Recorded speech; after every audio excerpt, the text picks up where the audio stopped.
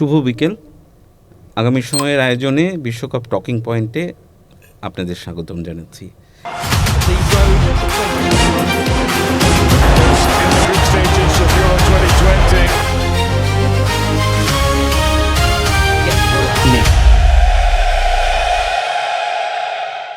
আজকে একজন special guest আমাদের সাথে আছেন, বাংলাদেশের ফুটবল ইতিহাসের অন্যতম কিংবদন্তি ফুটবলার, অন্যতম সেরা লেফট আউটও বলা যেতে পারে, আশরাফুদ্দিন আহমেদ চুন্নু। চুন্নু ভাই, আপনাকে স্বাগতম আগামী সময়ে। ধন্যবাদ আপনাকে। চুন্নু ভাই, আপনি এসছেন আমাদের অফিসে, আমরা আসলেই ধন্য। এবং বিশ্বকাপ চলছে, বিশ্বকাপ নিয়ে অনেক আয়োজন বিভিন্ন জায়গায় হচ্ছে, আমরাও চেষ্টা করছি নতুন পত্রিকা হিসেবে।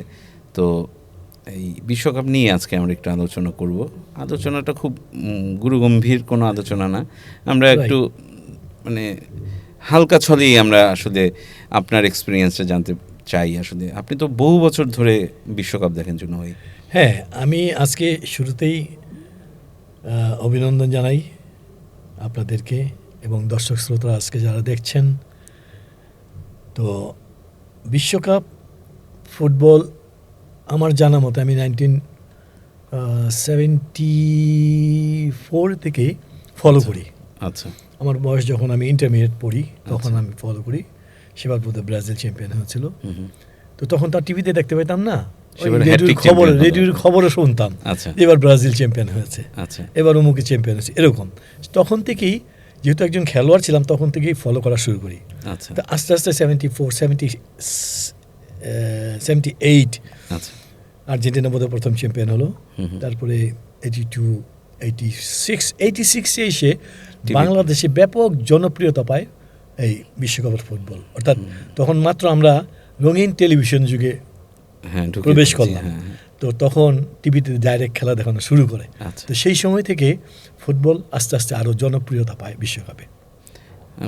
আমি তখন খেলা দেখে দেখে এবং শুনে শুনে আমি ব্রাজিলের সাপোর্টার হয়ে গেছি। কারণ ব্রাজিল একমাত্র দল তখন নান্দনিক ফুটবল খেলতো, ছন্দময় ফুটবল খেলতো, যাকে বলে নৃত্যের তালে তালে ফুটবল। অর্থাৎ ড্রিবলিং, গোল করার দক্ষতা, হেড করার সক্ষমতা সব কিছু মিলেই যেন একটা টোটাল ফুটবলের দেশ ছিল ব্রাজিল। সুন্দর ফুটবল। তখন কিন্তু আর্জেন্টিনা এত নাম ডাকছিল না। 86 বিশ্বকাপে যখন ম্যারাডোনা আসলো, ম্যারাডোনা এসে যখন তার একক নৈপুণ্য দিয়ে এবং আর্জেন্টিনাকে চ্যাম্পিয়ন করলো, তারপর থেকে কিন্তু আর্জেন্টিনার সাপোর্ট সারা বিশ্বে ছড়িয়ে গেল। তখন থেকে এই পর্যন্ত দুইটা প্রতিপক্ষ হলো, একটা হচ্ছে ব্রাজিল, একটা হচ্ছে আর্জেন্টিনা। আচ্ছা চুনু ভাই, আপনি বলতেছিলেন যে রেডিওতে শুনে শুনে অনেক পরে এসে দেখলেন, রঙিন টিভিতে দেখলেন, তার আগে সাদা কালো টিভিতে হয়তো বা 82 ওয়ার্ল্ড কাপ দেখেছেন। তো আপনি তো নিজে টপ লেভেলের ফুটবলার ছিলেন, বাংলাদেশকে একেবারে টপ লেভেলে রিপ্রেজেন্ট করেছেন এবং বাংলাদেশের হয়ে অনেক অনেক রেকর্ডেরও মালিক আপনি। তো আমার কাছে জানা যে আসলে ওই সময়টায় বিশ্বকাপটা আপনাদের কাছে কীরকম ছিল। আমার যতদূর মনে আছে যে আপনারা হয়তো বা রেডিওতে শোনার আগেও পাঠ্য বইয়ে আসলে কালো মানিককে, পেলেকে জানতে পেরেছেন এবং কালো মানিককে ধরেই আসলে ব্রাজিলের সাপোর্টার বাংলাদেশে হয়, যেটা আমি যতদূর জানি। তো মানে ওই সময় অ্যাজ এ ফুটবলার এই যখন কালো মানিকদের খেলতে দেখতেন বা ম্যারাডোনাকে দেখেছেন বা আরও বড় বড় প্লেয়ারদের দেখেছেন, মানে নিজেদের মধ্যে কি অনুভূতি আসতো? আমার অনুভূতিটা ছিল যে ফুটবলটা এমন একটা খেলা, মানুষ এত ভালোবাসে, এত জনপ্রিয় ফুটবল। তো ওদের খেলা দেখে দেখে আমি বড় হয়েছি। আমি চিন্তা করতাম যে তারা পারলে আমি পারবো না কেন, আমরা পারবো না কেন। আমার ব্যক্তিগতভাবে চেষ্টা ছিল, কিন্তু সবসময় তা আমি ম্যারাডোনাকে ফলো করতাম। আমি ইংল্যান্ডের একটা প্লেয়ার ছিল জন বার্নস করে একটা প্লেয়ার ছিল, লিভারপুলে খেলতো, লেফট উইং। তখন কিন্তু টিভিতে খেলা দেখাতো না, সপ্তাহে একদিন খেলা দেখাতো, রোববার। সেটা হচ্ছে ছুটির দিন ছিল আমাদের, রোববার। তো সেই রোববারে বিকেল 3টার সময় খেলা দেখাতো টিভিতে, ইংলিশ ফুটবল লিগ দেখাতো।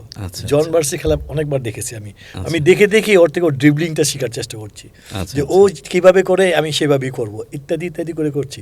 এবং সেইখান থেকে কিন্তু তার পরবর্তী পর্যায়ে ম্যারাডোনা যেভাবে ফুটবল খেলেছে, সেই ম্যারাডোনাকে আমি দেখতাম যে তার পায়ের কাজ, কলা কৌশল, তার দৌড়ের স্টাইল সব কিছু মিলেই যেন আমার কাছে রোমাঞ্চিত করতো। আমি চিন্তা করতাম যে আমি যদি একদিন তার মতো হতে পারি। তো সেই চেষ্টাটা করেছি।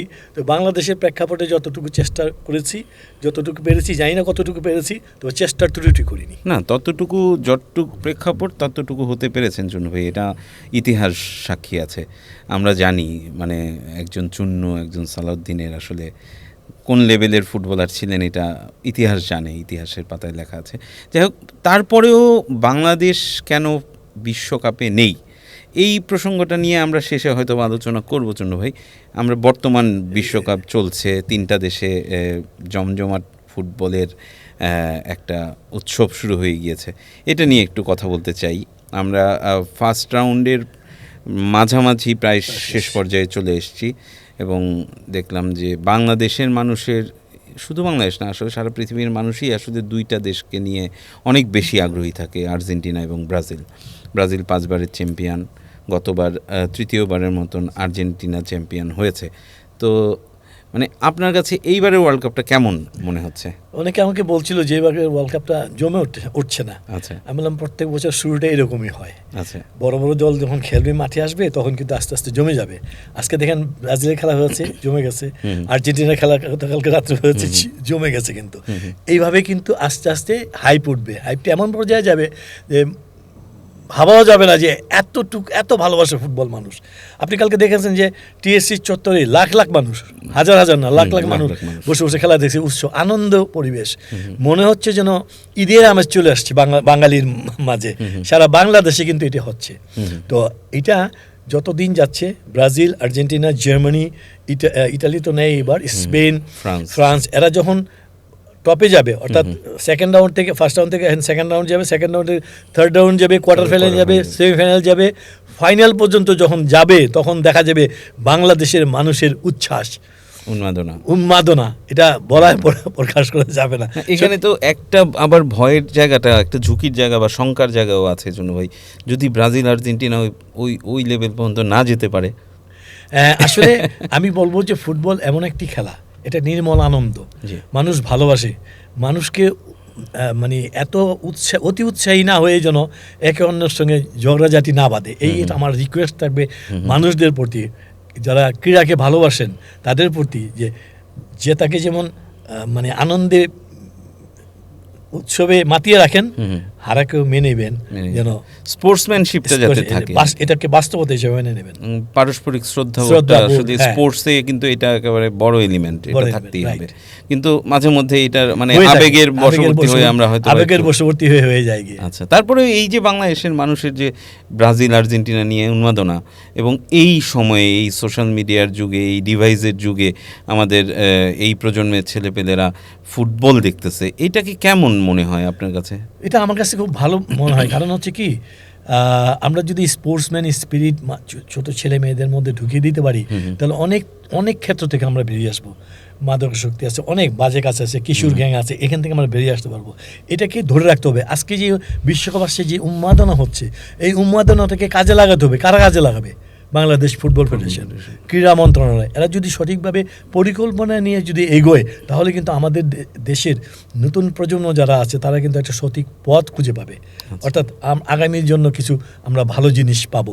এই জিনিসটা মাথায় রেখে কিন্তু কাজ করবো। আজকে 1 মাস 10-12 দিনের মধ্যে আমরা ফুটবলটা শেষ করে দিলাম, তারপরে কিন্তু এটা শেষ হয়ে যাবে। আগামী 4 বছর পর আবার শুরু হবে।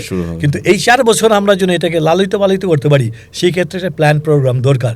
আমি বলার জন্য না, আমি কিন্তু সত্যিকার অর্থে চাই যে বাংলাদেশে এরকম পরিস্থিতি তৈরি হোক, সে সারা বছর জন্য ক্রীড়ার মধ্যে আমরা থাকি। এটা নিয়ে একটা দীর্ঘশ্বাস বোধহয় ক্রীড়াঙ্গনের মানুষের একটা আছেই, যে আমরা 40 বছর বা 50 বছর আগে, মানে 60-70 দশকে আপনারা যখন ফুটবল খেলেছেন, এক চুন্নুকে দেখার জন্য 30-40 হাজার মানুষ গ্যালারিতে উপস্থিত হয়েছে। একজন সালাউদ্দিনের খেলা দেখার জন্য 20-30 হাজার মানুষ এসছে।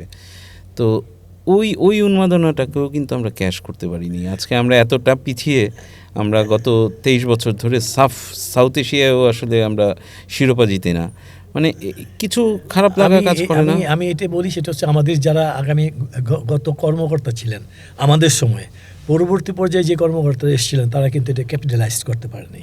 বিকজ তারা মনে করেছিল এইভাবেই বোধহয় চলবে। আমরা কিন্তু আমি বলবো যে আমাদের সময় যে সমস্ত খেলা ছিল ম্যাক্সিমাম গড গিফটেড ছিল। আমাদের কিন্তু টোটাল প্ল্যানিং অনুযায়ী আমরা কিন্তু বড় হইনি, প্ল্যানিং অনুযায়ী হয়ে কিন্তু আমরা বড় খেলোয়াড় হইনি। স্পোর্টস সায়েন্স বলতে তখন কিছু ছিল না। আজকে যে যুগে আসছে এই যুগে কিন্তু সম্ভব ছিল, যদি এটাকে প্ল্যানিং ওয়েতে আমরা আগে তো পারতাম, তাহলে কিন্তু আজকে আমরা বিশ্বকাপ খেলতাম। আমার বিশ্বাস আছে, কারণ তারাও মানুষ, আমরাও মানুষ, হিউম্যান বিইং। তারা পারলে আমরা পারবো না কেন? আমরা তো এমন একটি জাতি, আমাদের অনেক শক্তি আছে, সামর্থ্য আছে। আমরা 9 মাসের যুদ্ধ করে দেখিয়েছি যে এই দেশ স্বাধীন করতে, লড়াকু একটি জাতি। আমরা পারবো না কেন? আমাদের সঠিক নির্দেশনা ঠিক মতো দেওয়া হয়নি, আমাদেরকে ভালোভাবে নার্সারিং করা হয়নি, নতুন প্রজন্ম যারা আসছে তাদেরকে সঠিকভাবে সিদ্ধান্ত দেওয়া হয়নি, তোমরা এভাবে এগাও। যার জন্য আজকে কিন্তু আমরা পিছিয়ে পড়েছি। তাই বলে যে আমরা সবসময় পিছিয়ে থাকবো তা না, এখনও সময় আছে। আমি অনুরোধ করব যারা বাংলাদেশের ফুটবলের দায়িত্বে আছে, তারা যদি প্ল্যানিং করে বিদেশের সঙ্গে চুক্তিবদ্ধ করে এটা মানে সময় মতো সুযোগ সৃষ্টি করে যদি দিতে পারে, তাহলে আমি বিশ্বাস করি বাংলাদেশ একদিন বিশ্বকাপ খেলবে। আজকে 48টা দল বিশ্বকাপ খেলছে, হয়তো আগামীতে 64টা দেখতে পারি, তখন কিন্তু আমাদের জন্য ইজিয়ার হয়ে যাবে। আমি বলতে চাই এই কারণে আমাদের একটা সুযোগ আসছে, আমরা কিন্তু এখন বিশ্বমানের খেলোয়াড় পেয়েছি, হামজার মতো একজন খেলোয়াড়। এরকম যদি 2-4-10 জন খেলোয়াড় আমরা বিরাতে পারি, পাশাপাশি আমাদের দেশে যে সমস্ত উদীয়মান খেলোয়াড় আছে তাদেরকে যদি আমরা নিয়ে দলে বিরাতে পারি, সম্ভব। এটা অসম্ভবের কিছু না। আজকে কুরাসাও খেলছে, কুরাসাওর মতো একটা দল খেলতেছে, উজবেকিস্তান খেলতেছে, অনেকেই খেলতেছে। আমরা পারবো না কেন? আমাদের পারতে হবে, সেই চেষ্টাটা থাকতে হবে। যেমন ঠিক তেমনই যারা ক্ষমতায় আছেন তাদেরকে প্ল্যানিং দিতে হবে যে আমরা এইভাবে করে দেশটাকে এগিয়ে নিয়ে যাব। আমরা দেশের ফুটবল নিয়ে আর আলোচনা করব না, যেহেতু ওয়ার্ল্ড কাপ চলতেছে। ওয়ার্ল্ড কাপের এই উন্মাদনায় আমরা দেখলাম যে আসলে বড় বড় তারকারা অলরেডি জ্বলতে শুরু করেছে। আমরা মেসির কথাই যদি বলি, সর্বকালের সেরা ফুটবলার নিয়ে একটা আলোচনা হয়, আপনি এটা অ্যাগ্রি করেন কিনা ডিসএগ্রি করেন এটা বলবেন। তো মেসি অলরেডি কিন্তু আসলে 5টি গোল করে ফেলছে, অলরেডি বিশ্বকাপের ইতিহাসের সর্বোচ্চ গোলদাতাও সে হয়ে গেছে। আবার তার পিছনে ছুটতেছে কিলিয়ান এমবাপ্পে, তারও 16টা গোল হয়ে গেছে, সেও 4টা গোল করে ফেলছে। আর্লিং হালান্ড 4 গোল করে ফেলছে। আপনার হ্যারি কেইন প্রথম ম্যাচেই 2 গোল করছে। দ্যাট মিনস হচ্ছে ক্রিস্টিয়ানো রোনালদো ছাড়া মোটামুটি বড় মহাতারকা যারা সবাই ভালো ফর্ম নিয়ে এই বিশ্বকাপে এসছে। তো আপনি আসলে এদেরকে কোথায় দেখতে চান? মানে মেসির কথাই যদি ধরি, ওকে কোথায় দেখতে চান? আসলে বিশ্বকাপ ফুটবল আসে আবার চলেও যায়। বিশ্বকাপ ফুটবল যারা খেলা আমরা দেখি, চোখ দিয়ে টিভির পর্দায় তাকিয়ে দেখি, আমরা কিন্তু কি দেখতে চাই? একজন সুপারস্টারের সুপার খেলা। অর্থাৎ মেসি যে 2টা গোল করেছে গতকালকে, এরকম গোল দেখার জন্য 2 চোখ যেন সবার টিভির পর্দায় তাকিয়ে থাকে। এরকম খেলা, এরকম গোল দেখলে মনটা জুড়িয়ে যায়। সারা রাত যদি বসেও থাকি তাও মনটা জুড়িয়ে যাবে। এমবাপ্পের যে গোল অবিস্মরণীয় আমি বলবো, তার তীব্র গতির গোল। কালকে ইরাকের বাপায়ের যে গোলটা করেছে, ফার্স্ট গোলটা করেছে, দেখার অসাধারণ গোল। এরকম খেলা, এরকম গোল দেখার জন্য, সুন্দর সুন্দর পাস দেখার জন্য মানুষ কিন্তু বিশ্বকাপের টিভির পর্দায় তাকিয়ে থাকে খেলা দেখার জন্য। ঠিক তেমনইভাবে মেসি যে গোল করেছে, আমি মনে করি যে মেসি নতুন যৌবন ফিরে পেয়েছে। 39 বছর, আজকে ওর জন্মদিন। বিশ্ব রেকর্ড করতে পারতো কালকে, আনফরচুনেটলি পেনাল্টি যদি মিস হয়ে গেল। যদি মিস না করতো তাহলে কিন্তু 2টা ম্যাচের 2টা হ্যাটট্রিক, এটা কিন্তু বিশ্বকাপের রেকর্ড হতো। আনফরচুনেটলি হয়নি, বাট তারপরও মেসি তার প্রমাণ স্বাক্ষর রেখেছে গতকালকের ম্যাচে। ব্রাজিল আপনার প্রিয় টিম, আমরা জানি, ব্রাজিল নিয়ে অবশ্যই কথা বলবো। কিন্তু এই আর্জেন্টিনা রেঙ্গিং চ্যাম্পিয়ন, ওরা আবার ডিফেন্ড করতে আসছে। মেসিকে কেন্দ্র করে এই আর্জেন্টিনা টিম আসলে কি পসিবল আপনার মনে হয়? খেলার কথা বলা যায়, ফুটবল এমন একটা খেলা, যে কোনো সময় যে কোনো মুহূর্তে একটা ঘটনা ঘটতে পারে। মেসির টিম তো, আর্জেন্টিনা তো লাস্টের চ্যাম্পিয়ন, সেই ক্ষেত্রে তাদের অন্যতম দাবিদার তারা। এখানে মেসির মতো একজন খেলোয়াড় আছে বলে আরও বেশি দাবিদার। তো একটা দলকে চ্যাম্পিয়ন হতে হলে আমি যেটা মনে করি, একটা সুপারস্টার দরকার আছে। যে সুপারস্টার সে তার নিজস্ব স্বকীয়তায় এবং নিজের পারফরমেন্স দিয়ে দলকে এগিয়ে নিয়ে যাবে এবং সহকর্মীদেরকে উৎসাহিত করবে ভালো খেলার জন্য, সেটা মেসির মধ্যে আছে। ঠিক তেমনই এমবাপ্পের একই, হ্যারি কেইন একই অবস্থা, হালান্ড একই অবস্থা। প্রত্যেকটি দলে এরকম একজন খেলোয়াড় থাকা দরকার যদি সেই দল চ্যাম্পিয়ন হতে চায়। আর চ্যাম্পিয়ন হতে গেলে যে যোগ্যতা, যেটা বললেন যে পারবে কি না, তো এখনো পর্যন্ত আর্জেন্টিনা যে ফুটবল খেলেছে এটা যদি ধরে রাখতে পারে বলা যায় না চ্যাম্পিয়ন হতেও পারে। আপনার প্রিয় দল ব্রাজিল। এটাই কি মিসিং লিংক, মানে সুপারস্টার? হ্যাঁ, একজন সুপারস্টার আছে। এটা আমার একটা মিসিং লিংক এখন মনে হচ্ছে, কারণ নেইমার আমি আছে, দুইটা ম্যাচ কিন্তু দেখেছি তো, লাস্ট দুইটা ম্যাচ দেখে আমার কাছে ব্রাজিলের সেই ব্রাজিলকে মনে হয় নাই, যেই ব্রাজিলকে দেখে আমরা বড় হয়েছি, যেই ব্রাজিলকে দেখে সাপোর্ট করছি, যেই ব্রাজিলের খেলা দেখে নিজেও চেষ্টা করেছি জীবনে খেলার, সেই ব্রাজিলকে কিন্তু লাস্ট দুইটা ম্যাচে খুঁজে পাওয়া যায়নি। যদিও 3 গোলে জিতেছে, কিন্তু তারপরেও বলবো সেই ব্রাজিল এখনও ফিরে আসতে পারেনি তার স্বগৌরবে। তবে তাকে স্বগৌরবে ফিরে আসতে হবে। সেক্ষেত্রে এখানে ভিনিসিয়াস জুনিয়র যেটা আছে, সে কিন্তু অত্যন্ত দক্ষ একজন খেলোয়াড়। রাফিনিয়া ব্যথা পেয়েছে যদিও, সে যদি জ্বলে ওঠে তাহলে আমি মনে করি যে ব্রাজিলেরও সুযোগ আছে। নেইমার মানে এখনো অসুস্থ, ওর পায়ে এখনো ক্যারিয়ার জুড়ে আসলে ইনজুরি, ও আসলে ইনজুরি, প্রেশারে ওকে দলে নিয়ে আসছে, এটা আমি বুঝি, একজন খেলোয়াড় বুঝি যে একটা সুপারস্টার যদি দলে থাকে, আমি বললাম না, যদি নেইমারের মতো একজন খেলোয়াড় যদি মাঠে থাকতো তাহলে এই ফুটবলটা ব্রাজিল খেলতো না, ব্রাজিল অন্য স্টাইলের ফুটবল। তো একজন খেলোয়াড়ের প্রভাব যে কত মাঠের মধ্যে পড়ে সেটা আমরা যারা খেলেছি বুঝি। যে আমি মনে করি, আমি খেলতাম যে আমার কাজী সালাউদ্দিন মাঠে থাকলে আমরা মনে হতো তার পায়ে একটা গোল হবে, ও থাকা মানে গোল করা, এরকম একটা মনে হতো। ঠিক তেমনইভাবে নেইমার যদি আজকে থাকতো তাহলে খেলোয়াড়দের মধ্যে অনেক রকম উত্তেজনা হতো, অনেক রকম তারা ভালো ফুটবল খেলার চেষ্টা করতো।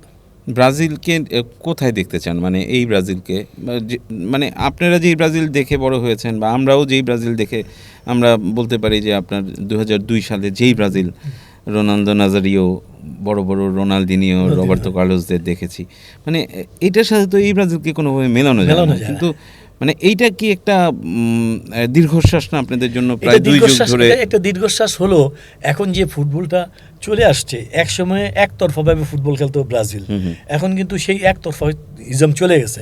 আজকে আপনি দেখেন, আমি যেটার জন্য ব্রাজিল সাপোর্ট করতাম, ছন্দের ফুটবল, নৃত্যের ফুটবল, ছন্দের তালে তালে, স্পিড, স্টেমিনা, তারপর ড্রিবলিং, গোল করার দক্ষতা, হেডিং, সব কিছু তাদের মধ্যে ছিল। আজকে কিন্তু সেই জিনিসগুলো সারা বিশ্বের প্রত্যেকটা দেশ কিন্তু অ্যাডাপ্ট করে ফেলেছে। আচ্ছা, অর্থাৎ আপনি আগে ল্যাটিন আমেরিকার ফুটবল ছিল মানে ব্রাজিল, সেই ল্যাটিন আমেরিকার আগে, আর অন্যদিকে ছিল ইউরোপিয়ান ফুটবল, ছিল hit and run, hit and run. তো এখন হিট অ্যান্ড রানের দেশ এই ল্যাটিন আমেরিকার ফুটবলকে আমদানি করে নিয়েছে, মানে মিক্স করে নিয়েছে, যার জন্য এখন আর কিন্তু কেউ কাউকে ছেড়ে কথা বলছে না যে তুমি এক ছেড়ে ফুটবল খেলে যাবে, আমি তোমাকে ছেড়ে কথা বলবো তা না। আপনি কালকে অস্ট্রেলিয়ার কথাই বলেন, আপনি কোনো ফাঁক ফোকরই দেয়নি আর্জেন্টিনায় গোল করার, ওদের ট্যাকটিক্স চেঞ্জ করেই কিন্তু খেলতে হয়েছে। মেসিকে আমরা আগের ম্যাচে দেখছি যে দূরপাল্লার শট ট্রাই করেছে এবং হ্যাট্রিক করেছে, গতকালকে কিন্তু আসলে সেটা করেনি, ওর ভিতরে গিয়ে গোল করতে হয়েছে। কিন্তু সেই ক্ষেত্রে কিন্তু ওরা ওইভাবেই মাঠে নেমেছে যে কিভাবে আটকাতে হবে, আমি গোল করব এবং তাকেও আটকাবো। ওরা নেগেটিভ ফুটবল খেলেনি, কিন্তু অস্ট্রিয়া পজিটিভ ফুটবল খেলছে, তারাও এটি গেম শিখেছিল। কিন্তু আর্জেন্টিনার ডিফেন্স কোনো ফাঁক ফোকর সৃষ্টি করতে দেয়নি। তাই বলবো যে ব্রাজিলিয়ান ফুটবল 80 দশক 70 দশকে যে ফুটবল ছিল, এখন কিন্তু সেই ফুটবল প্রত্যেকটা দেশই খেলছে। রাইট, অনেক অনেক ধন্যবাদ চুনু ভাই।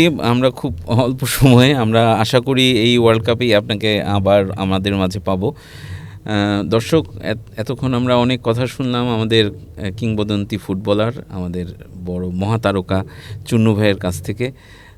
আশা করি এই বিশেষ এপিসোডটি আপনাদের কাছে ভালো লাগবে। ধন্যবাদ আপনাদেরকে।